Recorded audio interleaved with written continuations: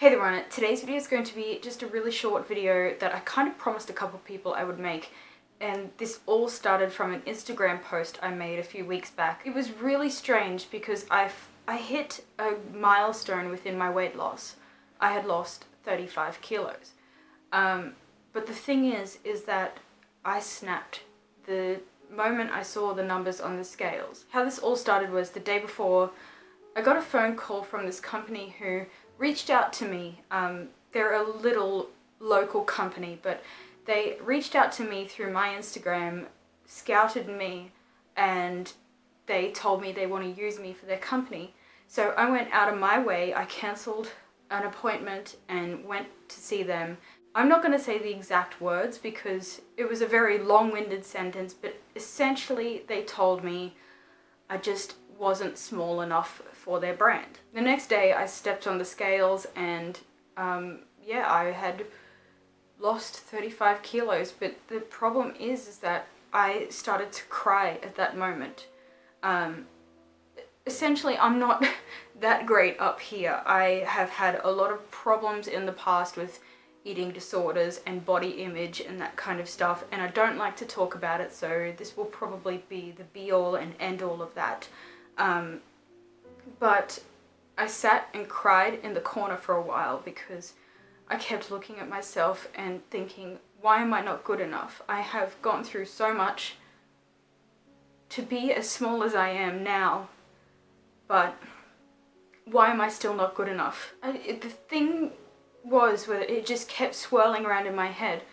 I'm not good enough. I'm never going to be good enough. Like, it's something that people are told from a really young age. You're not good enough for this. You're not good enough for that. One thing that people probably don't know about me is I used to be a really good drawer, not to toot my own horn, but I was really good at art. I was a straight A student through art. I was great at it. But one asshole told me that the industry I wanted to go into, that it was a male industry and women don't belong in that, so I should just give up. And guess what I did? I gave up.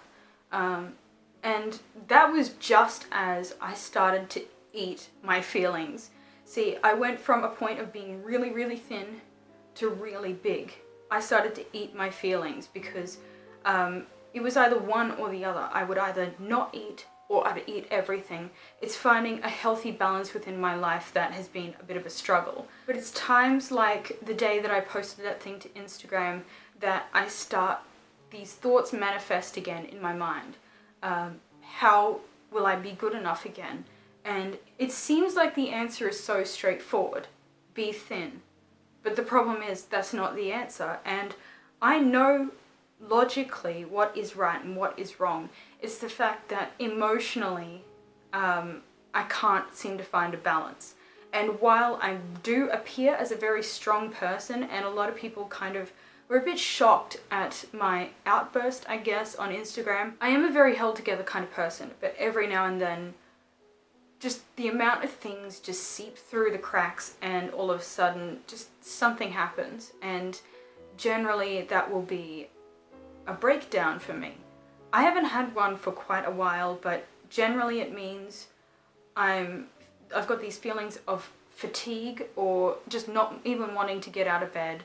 I feel constant self-loathing and just, I hate mirrors. I hate looking at mirrors because all I see is grotesque. And while logically, again, I know that I am a somewhat attractive person, the mirror does not show what I feel sometimes. So that is where I adopted the whole fake it till you make it thing. I've been doing this so many years, over a decade, faking self-confidence so other people look at you and admire you because you are so confident. I'm good at faking self-confidence.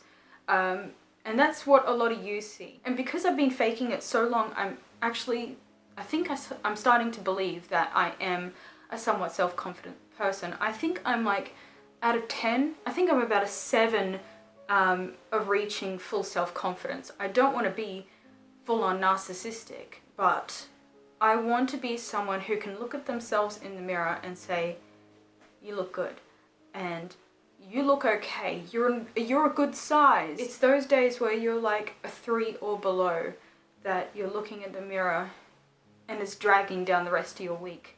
So when you want to be a 7 to a 10, you're just not. Does that make any sense? Anyway, the point of this video is just to explain it all, and also because I think people need to be told and need to tell other people that they are good enough, because it's such a damaging statement to say you're not good enough.